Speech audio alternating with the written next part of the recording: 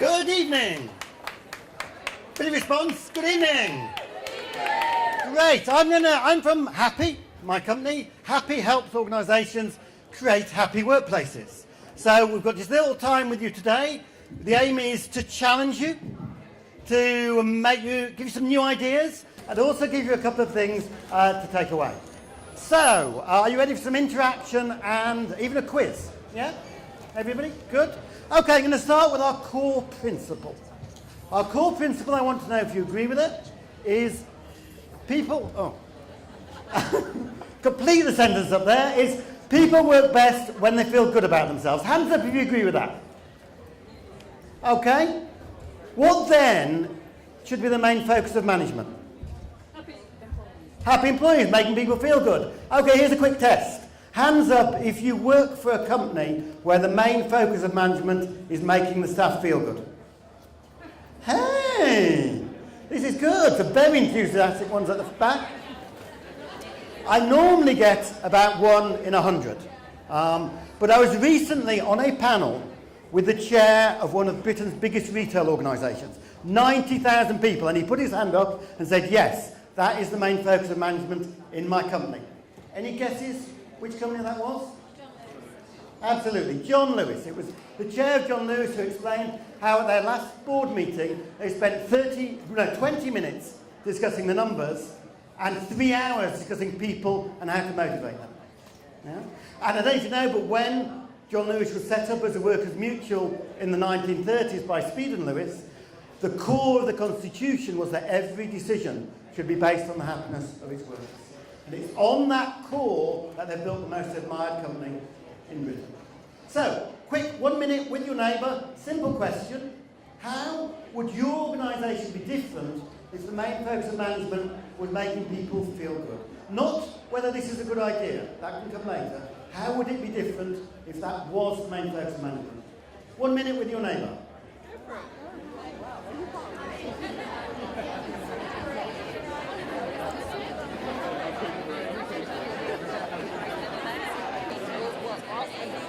Okay.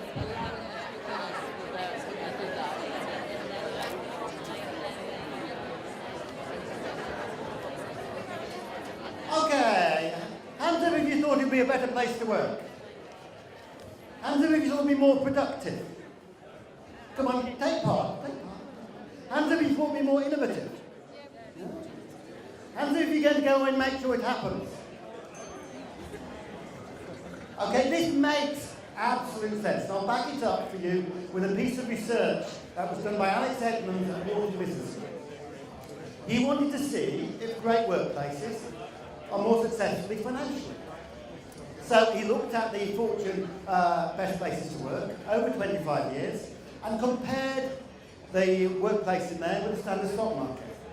What he found was that if you'd had a standard pension fund and you'd invested in the stock market, at the end of 25 years, it would have been worth £100,000. If you'd invested in the best workplaces, it would have been worth £231,000. So investing in creating a company that is a great workplace makes hard financial sense. Yeah? Just in case then you want to persuade your finance manager. Same is true, any of you from the public sector here? Anybody at all? Yeah, okay. They did research in hospitals, between hospitals where staff were happy and engaged and where they were disengaged. For every 96 people that die in a hospital where staff are engaged, 103 die where staff are disengaged. So happy workplaces save lives. Yeah? Okay, let me ask you another question. I want you to cast your mind back over your careers and think about the particular times when you worked absolutely at your best, when you're really proud of the results you produced. Okay? Might be a particular project, particular company. Has everybody got one in mind? Yeah? Not if you've got one in mind. Yes? Okay? I'm going to ask you some questions. Hands up if it was a time when you were particularly well paid. Anyone?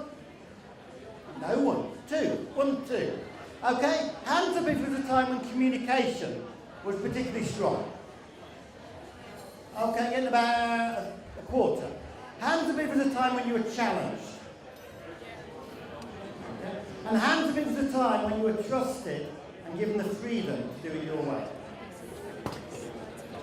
Okay, I've now asked that question of thousands of people. It's normally about 1 in 10 when they were well paid. 1 in 3 when the communication was strong. But it's over 80% when people were challenged, and nearly everybody, it was a time when they were trusted and given freedom. People work best and are happiest when they're trusted and given freedom to do it their way. Yeah? Would you agree? Okay, would you like a little technique to do that? How many of you are managers? Yeah? So is it something you do quite often that you set somebody to solve a problem or come up with a new idea or just some new plan and bring it back for approval? Is that familiar? Okay, the concept is simple. It's pre-approval. The idea is you miss out the last step, the approval. You approve the solution before the person has thought of it. Does that make sense? Shall I explain it? Okay, let me explain it. We're a training business. One of our trainers sent me an email saying, I love the 3 things you've changed. That's going to make my life easier to help the customer. I looked at the 3 things and I noticed first, I didn't know they'd happened. Right? They hadn't come across my desk for approval. Then I noticed that if they had come across my desk for approval, I'd have rejected 2 of them. Because I thought up how to do things that are happy. I set it up. I used my best thinking, and I reckon my thinking's pretty good. So as such, I'm a natural barrier to change. I'm quite likely to reject stuff if it comes across my desk, like most senior managers. Yeah? So we just make sure now it doesn't come across my desk. So take our website. Our website is pretty important. I'm sure all your websites are important, yeah? So I'd always been very involved. I, suggested doing this. I know a bit about the internet, so I made a helpful suggestion. Maybe you could do that, get rid of that. So the person in charge of the website never really felt completely in charge of the website. So this time, we decided we would pre-approve the website. Now that didn't mean we said, do whatever you like. Okay? We said we had a branding session. Make sure the branding and look and feel was agreed. We set clear metrics, agreed clear metrics. It will be based on how many people visited, how much income we generated.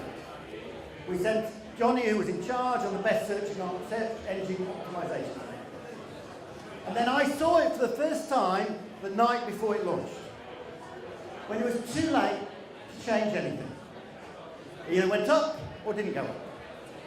And as I looked at it, I thought, that isn't what I'd have done. I wouldn't have done that or that or that. What's that there?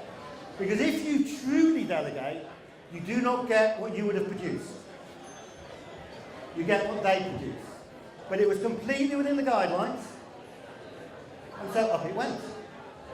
When we got the metrics a couple of months later, visitors had trebled and income had doubled, even without the benefit of my expertise, or perhaps because of that. So, clear method you can use. Quick 1 minute with your neighbour. What can you pre-approve?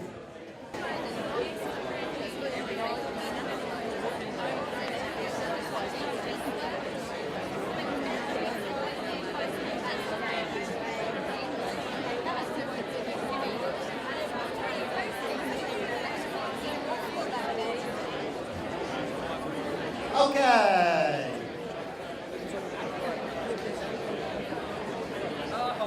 Okay.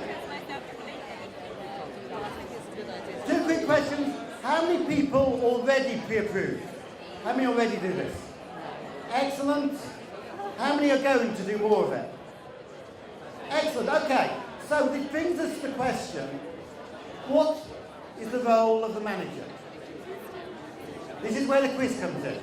I'm going to share some research from Google. We organised 2 happy workplace conferences with Google, so they let us in on some of what goes on there. And they wanted to find out what are the most important behaviours of managers. And being Google, they didn't just have a chat about it, they did the data, looked at the data, did the research. Here's some of the things they came up with. These are 5 of the things: good communication, especially listening skills, express interest in your people, empower, don't micromanage, be a good coach, clear vision. The quiz, you have got to work out which is the most important one. Okay? You're going to vote. I'm going to run down the list and you're going to vote. Okay? So, ready to put your hand up? All those who think it's good communication, hands up. The most important behaviour of manager. No, only 3, 4. All those who think it's express interest in your people. Okay? All those who think it's empower, don't micromanage. Oh, lots. All those who think it's be a good coach. Okay? And clear vision. Okay, in reverse order of the top 3. Number 3 is express interest in your people. Number 2 is empower, don't micromanage. And number 1, the single most important behaviour of managers, according to this research and many other bits of research, is be a good coach. Well done. I rarely get more than 1 in 10 in the audience get that. Being a good coach is about not telling people what to do. At Google, the managers can't hire people, can't fire people, can't tell people what to do. What they do is this. It's about the people. So, quick 30 seconds with your neighbour. How would your organisation be different if the management was focused on this? Because I can guarantee people would be a lot happier if managers were doing this. A quick test for you. You get in the office and you have a note from your manager saying, I want to see you at 2 o'clock. Do you feel excited? Because if they're doing this, you should be. 30 seconds, what would it be like? How would management be different if it was based on these 3 things? Let me just come up with a quick solution for that. Play to your strengths. Gallup has asked over 1 million people, do you get to do every day what you're best at? Guess what percentage say yes to that? Quick, shout out some numbers. What percentage? 5? 7? And any others? What's really sad is nobody ever gives a big number. People don't think everyone gets to do what they're good at. It's actually 1 in 6, 17%. Okay? And when it comes to management, Gallup reckons 10% are natural managers and 20% can be taught. And the rest you shouldn't bother. Take a key principle in our society.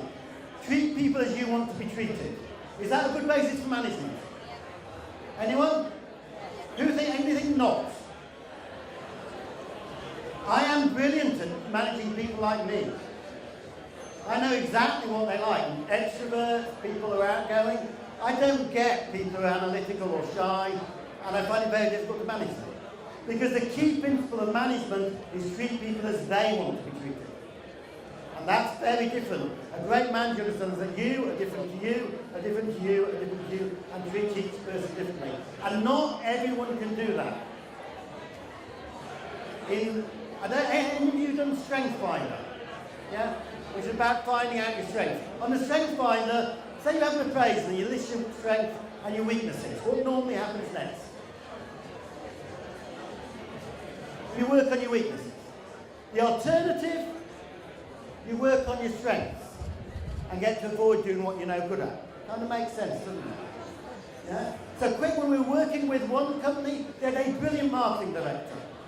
Brilliant at marketing, but lousy at managing people, and half the staff left every year. So they brought us in and said, help us.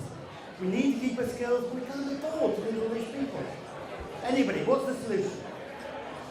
What's the solution to that? Brilliant marketing director, lousy at managing people, what do you do? Somebody shout out. What? Don't give them people to manage. It's simple, isn't it? We moved you into a full-time marketing role, found the person in the team great at managing, and guess who was happiest? She was. She absolutely loved it. Key to creating a great company is having 2 tracks of management. One for people who love managing people, and one for people who are great at the core skills and you want to reward and keep, but you don't want to put them in charge of anyone. It's something which certainly companies like Google understand very strongly. So, I think I'm coming to a close. Do you want the three key points summarised?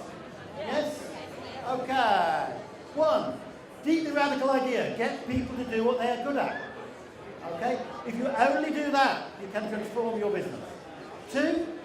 Give them the freedom to do it well. And 3. Make them happy. I'll leave that up for a moment so you can all take a picture of it. Feel free to tweet it. I'm Henry. I'm happy. I hope you're too. Thank you.